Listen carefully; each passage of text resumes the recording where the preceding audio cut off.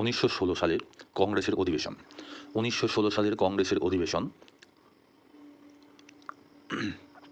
1916 সালে কংগ্রেসের অধিবেশন বসেছিল লখনৌতে। উত্তরপ্রদেশের লখনৌতে কংগ্রেসের 1916 অধিবেশন বসেছিল।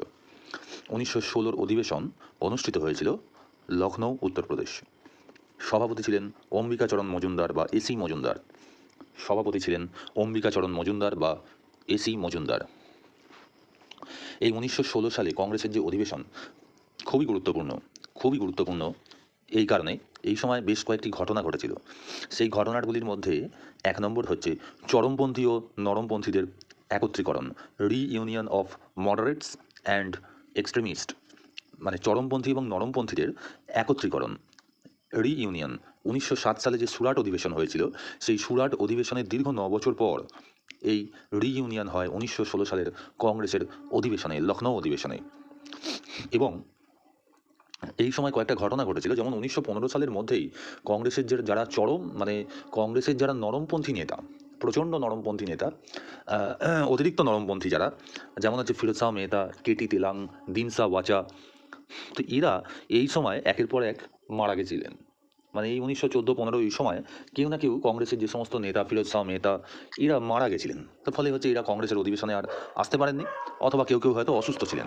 ফলে এরা কংগ্রেস থেকে সরে যাওয়াতে এই চরমপন্থীদের অর্থাৎ এক্সট্রিমিস্টদের আবার কাছে ডেকে নেওয়ার একটা প্রবণতা শুরু হয়।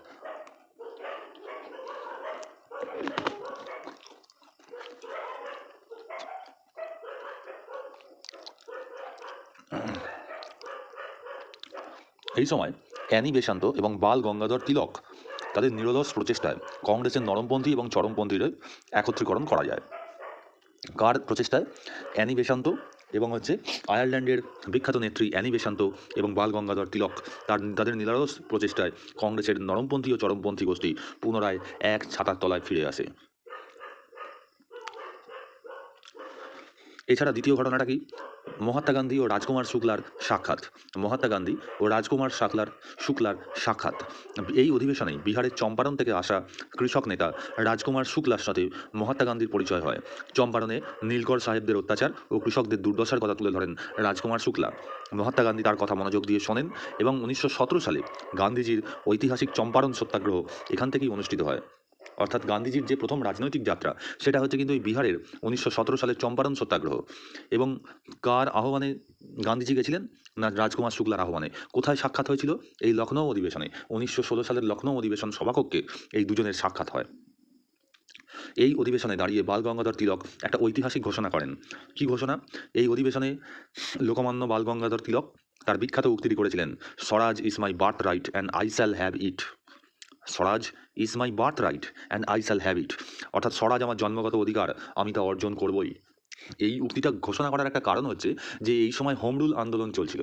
অ্যানি বেসান্তের নেতৃত্বে হোম রুল আন্দোলন চলছিল এই 1916 এরকম সাল নাগাদ। তো তিলকের যে ঐতিহাসিক ঘোষণা যে স্বরাজ আমার জন্মগত অধিকার, আমি তা অর্জন করবই, এটা কিন্তু হোম রুল আন্দোলনের সময় তিনি বলেছিলেন। এবং এই স্বরাজ মানে কিন্তু পূর্ণ স্বাধীনতা নয়, এই স্বরাজ মানে হচ্ছে স্বায়ত্তশাসন, মানে হচ্ছে ডোমিনিয়ন স্টেটাস, অর্থাৎ ব্রিটিশরা ওপরে থাকবে আর নিচের লেভেলে ভারতীয়রা শাসন করবে। আচ্ছা, সবচেয়ে গুরুত্বপূর্ণ যে ঘটনাটা ঘটেছিল সেটা হচ্ছে লখনৌ চুক্তি বা লখনৌ প্যাক্ট। লখনৌ চুক্তি বা লখনৌ প্যাক্ট সবচেয়ে উল্লেখযোগ্য ঘটনা 1916 সালের কংগ্রেস অধিবেশনে যেটা ঘটেছিল, লখনৌ চুক্তি বা লখনৌ প্যাক্ট।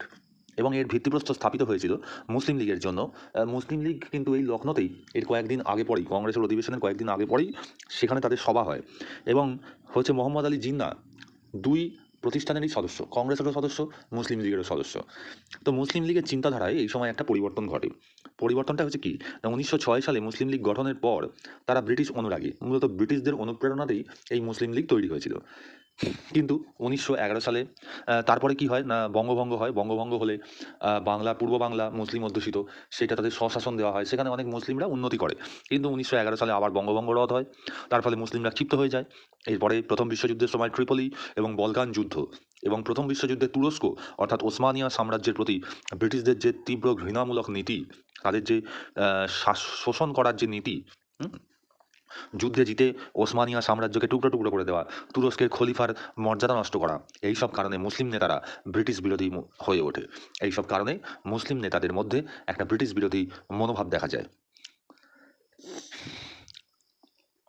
এবং এই সময় মুসলিমরা মনে করে যে যৌথ দাবির একটা প্রয়োজনীয়তা আছে, অর্থাৎ স্বায়ত্ত শাসন বা হোম রুল আদায়ের জন্য মানে শুধু মুসলিম লীগ একা একা কিছু করতে পারবে না, তাদের অধিকার আদায় করতে পারবে না। এর জন্য কংগ্রেস এবং মুসলিম লীগ একত্রে আসতে হবে। এটা তারা দুজনেই বুঝতে পেরেছিলেন, কংগ্রেসও বুঝতে পেরেছিল, মুসলিম লীগও বুঝতে পেরেছিল। আর এরপরে জিন্নাহ ও তিলকের ভূমিকা। মোহাম্মদ আলী জিন্নাহ তিনি তখন কংগ্রেস এবং মুসলিম লীগ উভয় দলেরই সদস্য ছিলেন। মোহাম্মদ আলী জিন্নাহ তিনি কংগ্রেস এবং মুসলিম লীগ উভয় দলেরই সদস্য ছিলেন। আর বাল গঙ্গাধর তিলক উভয় সংস্থাকে এক মঞ্চে আনার ক্ষেত্রে একটা মুখ্য ভূমিকা পালন করেন, অর্থাৎ হিন্দু এবং মুসলিম ইউনিটি রক্ষার ক্ষেত্রে একটা চূড়ান্ত সিদ্ধান্ত গ্রহণ করেন বাল গঙ্গাধর তিলক। এই অধিবেশনে ভারতের জাতীয় কংগ্রেস এবং মুসলিম লীগের মধ্যে একটা ঐতিহাসিক চুক্তি স্বাক্ষরিত হয়, যা লখনৌ চুক্তি নামে পরিচিত। এই অধিবেশনে ভারতের জাতীয় কংগ্রেস এবং মুসলিম লীগের মধ্যে একটা ঐতিহাসিক চুক্তি স্বাক্ষরিত হয়, যা লখনৌ চুক্তি নামে পরিচিত। মোহাম্মদ আলী জিন্নাহ তৎকালীন উভয় দলের নেতা ছিলেন এবং বাল গঙ্গাধর তিলকের উদ্যোগে এই হিন্দু মুসলিম চুক্তি হয়। এই চুক্তির মাধ্যমে মুসলিম লীগ স্বায়ত্তশাসনের দাবি মেনে নেয়, অর্থাৎ হোম রুলের দাবি তারা মেনে নেয়। এই চুক্তির মাধ্যমে মুসলিম লীগ তাদের স্বায়ত্তশাসনের দাবি মেনে নেয়। এই স্বায়ত্তশাসনের দাবিটা কাদের ছিল? মুসলিম লীগের ছিল না।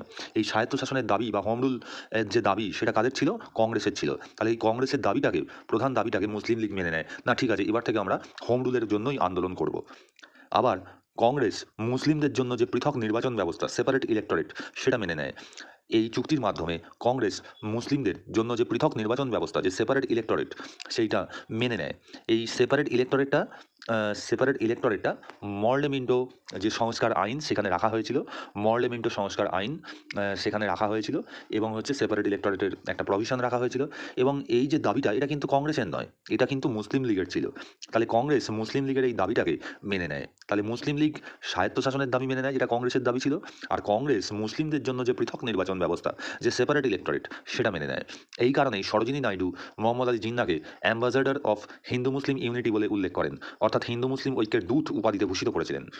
এই কারণে সরোজিনী নাইডু জিন্নাহকে ambassador of Hindu Muslim unity মানে হিন্দু মুসলিম ঐক্যের দূত হিসেবে ভূষিত করেন। খুব ইম্পর্টেন্ট, কে করেছিলেন? সরোজিনী নাইডু। কাকে করেছিলেন? মোহাম্মদ আলী জিন্নাহকে কী বলেছিলেন? হিন্দু মুসলিম ঐক্যের দূত, ambassador of Hindu Muslim unity. এই চুক্তির প্রধান শর্তাবলীগুলো কী ছিল? চুক্তির শর্তগুলি ছিল: এক, পৃথক নির্বাচন ব্যবস্থা স্বীকৃতি। পৃথক নির্বাচন ব্যবস্থা স্বীকৃতি অর্থাৎ 1909 সালে মার্লেমিন্টো সংস্কার প্রবর্তিত যে মুসলিমদের জন্য যে পৃথক নির্বাচন ব্যবস্থা, সেটা আনুষ্ঠানিকভাবে কংগ্রেস মেনে নেয়। তাহলে পৃথক নির্বাচন ব্যবস্থার স্বীকৃতি। আইনসভায় আসন সংরক্ষণ। কেন্দ্রীয় আইনসভায় মুসলিমদের জন্য 1/3 আসন সংরক্ষণ করার কথা ঘোষণা করা হয়। কেন্দ্রীয় আইনসভায় মুসলিমদের জন্য 1/3 আসন সংরক্ষিত করার সিদ্ধান্ত গ্রহীত হয়। ধর্মীয় স্বার্থ সুরক্ষা।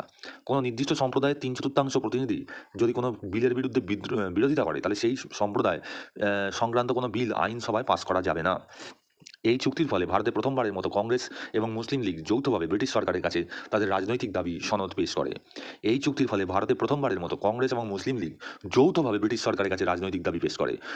কংগ্রেস এবং মুসলিম লীগ যৌথভাবে তাদের রাজনৈতিক দাবি সনদ পেশ করে ব্রিটিশ সরকারের কাছে। কবে? 1916 সালের লখনৌ চুক্তি।